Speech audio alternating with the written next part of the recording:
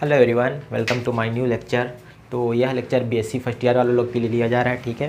तो आगे बढ़ते हैं हम लोग। इस वाले लेक्चर में क्या करने वाले हैं, इस वाले लेक्चर में नॉन इनर्शियल फ्रेम और फिक्सियस फोर्स, ठीक है, अजड़त्वीय फ्रेम और छद्म बल के बारे में हम लोग यहाँ पे देखने वाले हैं, ठीक है। इससे पहले लेक्चर में मैंने गैलीलियन ट्रांसफॉर्मेशन करा दिया था। तो आगे बढ़ते हैं। तो सबसे पहले हेडिंग लिख लेते हैं। हेडिंग क्या हो जाएगा, non inertial reference system. Non inertial reference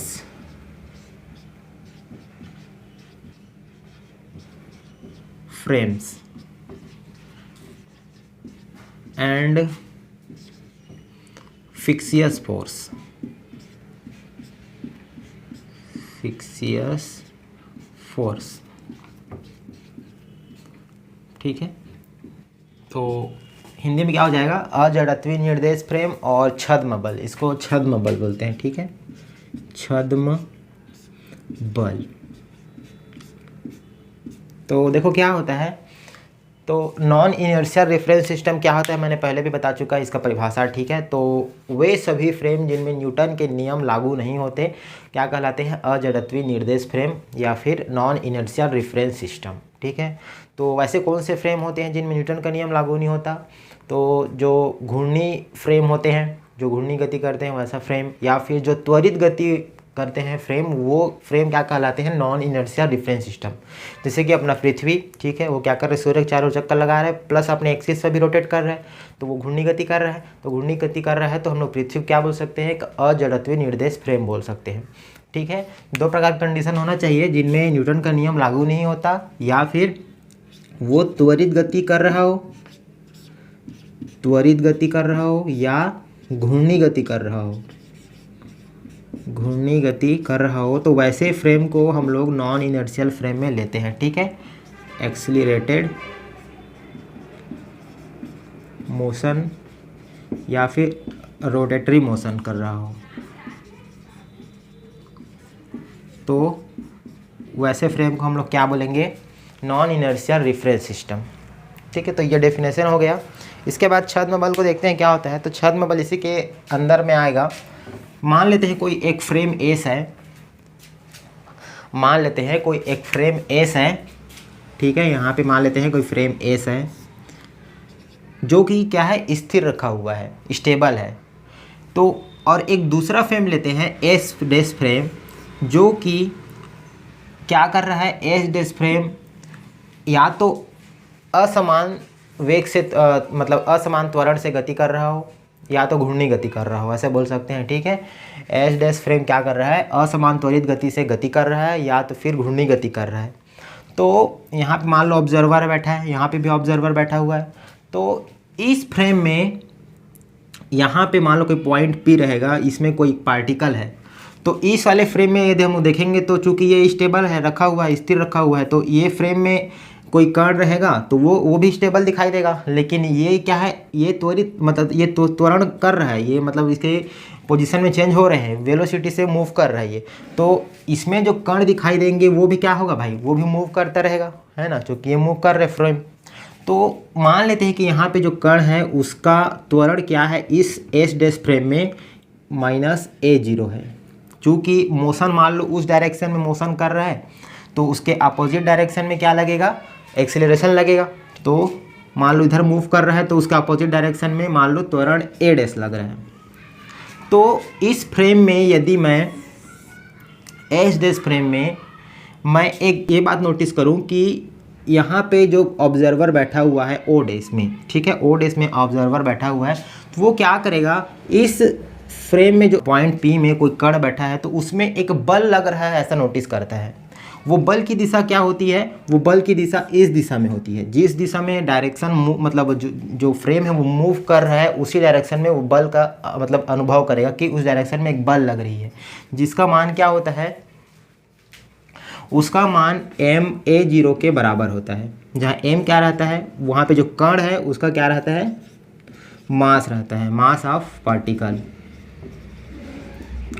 और ये जो बल लग रहा है ना, ये जो बल लग रहा है इसी बल को ही हम लोग क्या बोलते हैं, छद्म बल बोलते हैं, जो कि ये सिर्फ एस डैश में जो ऑब्जर्वर बैठा है सिर्फ उसको बस दिखाई देगा। बाकी मान लेते हैं यहाँ पे एस वाले फ्रेम में ऑब्जर्वर कोई बैठा है, उसको वो छद्म बल अनुभव नहीं होगा, क्योंकि वो स्थिर है, जो मोशन कर रहा है उसी बस ऑब्जर्वर को वहाँ पे मोशन होता है। ठीक है, इसका एग्जाम्पल ही बताएंगे, एग्जाम्पल में और अच्छे समझ में आ जाएगा, जो हम लोग लिफ्ट का जो यूज़ करते हैं उसमें समझ में आएगा। ठीक है, तो समझ में आ रहा होगा कि एस डैश फ्रेम में जो पार्टिकल है उसमें कोई मतलब ऑब्जर्वर यहाँ पे है, तो वो क्या करेगा, उस डायरेक्शन में, जिस डायरेक्शन में एस फ्रेम मूव कर रहा है उस डायरेक्शन में एक फोर्स का अनुभव करता है, एक फोर्स का फील करता है, जिसका मान क्या होता है, F = ma0 के बराबर होता है। उस बल को क्या बोलते हैं, छद्म बल बोलते हैं। मतलब ये आभासी होता है, ये रियल में बल नहीं लगता, ये एक इमेजिनरी बल लगता है, जो कि सिर्फ एस डैश फ्रेम में जो ऑब्जर्वर है उसके लिए वो दिखाई देगा। अतः हम ये कह सकते हैं कि जो एस डैश फ्रेम है वो क्या है, अजड़त्वी फ्रेम है, जिनमें न्यूटन का नियम लागू नहीं होता। ठीक है, अब इसको मैथमेटिकली देखते हैं कैसे इसको बात को रख सकते हैं मैथमेटिकली।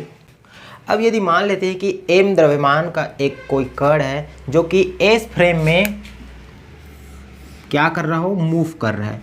ठीक है, ये एस फ्रेम हो गया, इसमें कोई m द्रव्यमान का एक कण है जो कि क्या कर रहा है, मूव कर रहा है, तो उसमें त्वरण क्या लग जाएगा, ai त्वरण लग रहा है मान लो। ठीक है, तो ai त्वरण लग रहा है, तो यदि हम लोग एस फ्रेम में बल लिखना चाहें, एस फ्रेम में बल लिखना चाहें तो कैसे लिखेंगे भाई, ये जो है रियल बल है, क्योंकि ये एस फ्रेम की बात कर रहे हैं। ठीक है, तो बल, रियल बल क्या हो जाएगा, Fi से मैं इसको लिख सकता हूँ, तो मैं क्या लिख दूंगा, m उसका मास हो जाएगा और ये हो जाएगा त्वरण। ठीक है, और यदि एस फ्रेम में मैं निकालना चाहूँ, एस डैश फ्रेम में निकालना चाहूँ, तो एस डैश फ्रेम में मैं कैसे लिख सकता हूँ भाई, बल को पहले बाद में निकालेंगे, पहले त्वरण निकाल लेते हैं। तो एस डैश फ्रेम में त्वरण तो मैं कैसे लिख सकता हूँ, त्वरण को भाई ए डैश = ai क्या है, एस फ्रेम में जो त्वरण लग रहा है वो ai हो गया, उसमें से मैं जो छद्म बल वाला जो त्वरण लग रहा है उसको माइनस कर दूंगा, तो एस डैश फ्रेम में हमारे पास टोटल त्वरण आ जाएगा। ठीक है, अब ये तो त्वरण निकल गया। अब एस डैश फ्रेम में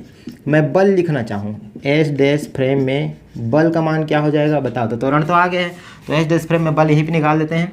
तो एस डैश फ्रेम में बल क्या हो जाएगा, अब ये इसको मैं ऐसे लिख लेता हूँ एफ डैश, तो क्या लिख देंगे, m मास हो गया और त्वरण का मान, तो ai - a0 ऐसे लिख सकते हैं बल का मान। ठीक है, इसको मैं m को मान लो मैं अंदर गुणा कर देता हूँ, तो क्या बन जाएगा, mai - ma0, और mai को मैं क्या लिख सकता हूँ, ये mai क्या है, एस फ्रेम में बल का मान है, ये निकाले हैं हम लोग पहले से। ठीक है, ये एस फ्रेम में है, तो इसको मैं क्या लिख सकता हूँ, fi यहाँ से लिख दिया। और ये क्या है अपना, ये हमारा छद्म बल था, छद्म बल जो एस डैश फ्रेम के कारण गतिशील होने के कारण उसमें जो छद्म बल लग रहा था वो है। ठीक है, तो इसको मैं क्या लिख देता हूँ, छद्म बल को मैं शो कर देता हूँ F0 से। ठीक है, और ये हमारा एस डैश फ्रेम में क्या निकल जाएगा, बल निकल जाएगा। तो कुल मिला के बोलने का मतलब ये है कि जो कुल बल है, कुल बल वो क्या हो जाएगा भाई, दो बलों से मिलकर बन रहा है। कौन कौन सा, तो सबसे पहला एस फ्रेम में जो बल लग रहा है रियल बल, वो उसको मैं वास्तविक बल लिख लेता हूँ, वास्तविक बल। और दूसरा क्या है, छद्म बल है, तो दूसरा इसको छद्म बल लिख लेते हैं।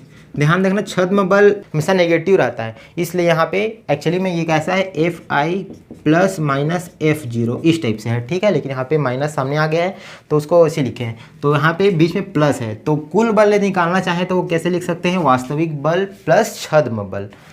ठीक है, तो ये मैथमेटिकली भी हो गया। इसको एक एग्जाम्पल से समझोगे तो ज़्यादा अच्छा समझ में आएगा। जैसे हम लोग लिफ्ट का एग्जाम्पल लेते हैं। ठीक है, लिफ्ट में हम लोग क्या करते हैं, यहाँ से समझना, लिफ्ट में 3 कंडीशन हो सकता है भाई। सबसे पहला क्या हो, कंडीशन फर्स्ट, लिफ्ट में यदि हम लोग चढ़े और वो क्या हो रहा हो, या तो स्थिर हो, रुका हुआ हो, या तो फिर एक समान त्वरण गति से ऊपर जा रहा हो या तो नीचे आ रहा हो, एक ध्यान रखना एक समान गति से, तब क्या होगा भाई, वो जड़त्वी फ्रेम में आ जाएगा, जड़त्वी फ्रेम में आ जाएगा। इसका मतलब ये है कि उस कंडीशन में जब ये रुका हुआ है, मान लो यही लिफ्ट है, यहाँ पे कोई व्यक्ति बैठा हुआ है या खड़ा हुआ जो भी, तो ये स्थिर है या तो फिर एक समान त्वरण गति कर रहा हो, यहाँ पे मैं लिख देता हूँ स्थिर हो या एक समान त्वरित गति कर रहा हो, तब क्या होगा? तब देखो उसमें छद्म बल कार्य नहीं करेगा, ठीक है। यहाँ पे सिर्फ और सिर्फ जो इस व्यक्ति का भार होगा mg, वो बल बस कार्य करेगा। तब यहाँ पे छद्म बल का मान क्या हो जाएगा? 0 हो जाएगा। तो मैं टोटल यदि फोर्स लिखना चाहूँ तो इसका टोटल वजन लिखना चाहूँ इसका, तो मैं क्या हो जाएगा? सिर्फ इसमें mg बल बस लगेगा, बाकी छद्म बल 0 हो जाएगा। छद्म बल 0 क्यों होगा भाई? क्योंकि ये एक समान गति से त्वरित गति कर रहा है या तो फिर स्थिर है, तो उसमें जड़त्वीय फ्रेम लागू हो जा रहा है। जड़त्वीय फ्रेम लागू हो जा रहा है, इसका मतलब फिक्सियस फोर्स नहीं लगेगा, ठीक है। तो ये कंडीशन में सिर्फ हमारे पास mg बल बस आएगा। और यदि मान लेते हैं कंडीशन दूसरा, जैसे कि देखो कंडीशन दूसरा ये है कि मान लो यहाँ पे लिफ्ट है, वो क्या हो रहा है? वो असमान त्वरित गति से ऊपर की ओर जा रहा हो। हम लोग जनरली देखें लिफ्ट हम चढ़ते हैं, ठीक है, तो वो धीरे से ऊपर जाता है, उसके बाद और फिर ऊपर जाना रहेगा तो फिर रुकेगा वहाँ पे, फिर दूसरा फ्लोर में रुक जाता है, फिर उसके बाद उसमें कोई व्यक्ति बैठेंगे, फिर वो वहाँ पे बटन दबाएगा तो फिर दूसरे फ्लोर में चले जाता है। मतलब वो असमान गति से त्वरित गति कर रहे हैं, मतलब असमान गति से कर रहे हैं, उसको त्वरित गति क्या हो रहा है? असमान हो रहा है। तो यदि मान लेते हैं कि यहाँ पर कोई व्यक्ति बैठा हुआ है, ठीक है, और वो लिफ्ट ऊपर की ओर जा रहा है, लिफ्ट क्या हो रहा है? ऊपर की ओर जा रहा है, तब यहाँ पर अब दो प्रकार के बल लागू होंगे। पहला वास्तविक बल होगा, दूसरा छद्म बल लागू होगा। तो वास्तविक बल कौन सा लागू होगा? जो इसके वजन के कारण होगा, जो कि mg नीचे की ओर लगेगा। मान लो लिफ्ट ऊपर की ओर जा रहा है तो उसका भार क्या होगा? नीचे की ओर लगेगा गुरुत्वाकर्षण के कारण, तो वो भार कौन सा हो जाएगा? mg। और दूसरा बल छद्म बल लगेगा, जो कि इसकी दिशा कैसे होगी? चूंकि लिफ्ट की दिशा ऊपर की ओर है, मतलब वो लिफ्ट का जो दिशा है वो ऊपर की ओर जा रही है, मतलब उसका त्वरण क्या है? ऊपर की ओर हो रहा है। त्वरण ऊपर की ओर लग रहा है तो उसके अपोजिट डायरेक्शन, मतलब नीचे के डायरेक्शन में क्या होगा? छद्म बल लगेगा।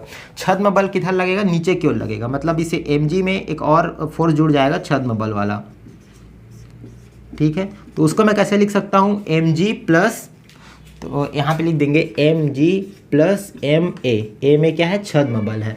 तो यहाँ पे अब टोटल जो बल का मान हो गया कितना? mg प्लस ma, मतलब दो बल दोनों मिल गए, वास्तविक बल जो लग रहा है वो, और उसमें छद्म बल भी लग गया।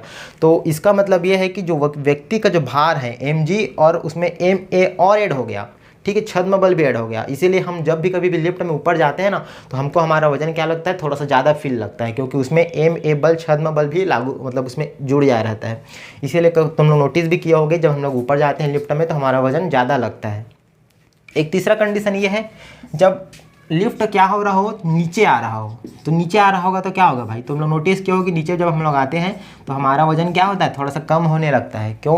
क्योंकि वहाँ पे छद्म बल का मान अब नेगेटिव हो जाएगा। तो यहाँ पे सबसे पहला हमारा जो भार है वो तो mg लगेगा ही लगेगा, प्लस अब यहाँ पे छद्म बल लगेगा। तो छद्म बल की दिशा चूंकि लिफ्ट क्या है? नीचे की ओर आ रही है, नीचे की ओर आ रही है, मतलब त्वरण का मान नीचे हो रहा है, तो उसमें छद्म बल का मान किधर जाएगा? ऊपर की ओर जाएगा। तो इधर हो जाएगा छद्म बल, ठीक है। तो छद्म बल ऊपर की ओर हो रहा है, मतलब इसके अपोजिट डायरेक्शन में हो रहा है। क्योंकि भार mg नीचे की ओर लग रहा है, छद्म बल ऊपर की ओर लग रहा है, तो यहाँ पे मैं क्या कर दूंगा? टोटल भार में mg माइनस ma कर दूंगा। तो ये हमारा उस टीम का जो फोर्स लग रहा है वो निकल जाएगा। ये छद्म बल है और ये हमारा वास्तविक बल है। तो इसीलिए हम लोग का जो वजन है mg से कुछ कम हो जाता है, ma वजन जो छद्म बल लग रहा है वो कम हो जाता है। इसीलिए हम जब नीचे जाते हैं लिफ्ट से तो हमारा वजन क्या होता है? थोड़ा सा कम लगने लगता है, क्योंकि उस टाइम छद्म बल कार्य करता है जिसका दिशा क्या होती है? ऊपर की ओर होती है, इसलिए हमारा वजन थोड़ा सा कम लगने लगता है। तो ये तुम लोग इसको दैनिक जीवन में फील भी किए होगे, लिफ्ट में जब चढ़ते होगे तो उसका कारण क्या होता है? छद्म बल ही होता है, ठीक है। तो एक छोटा सा टॉपिक था, यहाँ पे ये लेक्चर ओवर हो जाएगा और इसके बाद फिर नेक्स्ट लेक्चर में हम लोग आई थिंक एक समान घूर्णन करता फ्रेम, ये है यूनिफॉर्म रोटेटिंग फ्रेम, उसको देखेंगे। तो इस फ्रेम में इतना ही तक था और बाकी ज़्यादा कुछ नहीं है, इसमें थोड़ा सा ही है, ये मेन एग्जांपल समझाना था। तो इसके लिए अलग से लेक्चर बना दिए इसको, और फिर नेक्स्ट जो अगला टॉपिक है उसको नेक्स्ट लेक्चर में देखेंगे, ठीक है। पसंद आ रहा होगा लाइक शेयर सब्सक्राइब कर सकते हो और उसके बाद मिलते हैं फिर नेक्स्ट लेक्चर में। Thank you, bye bye.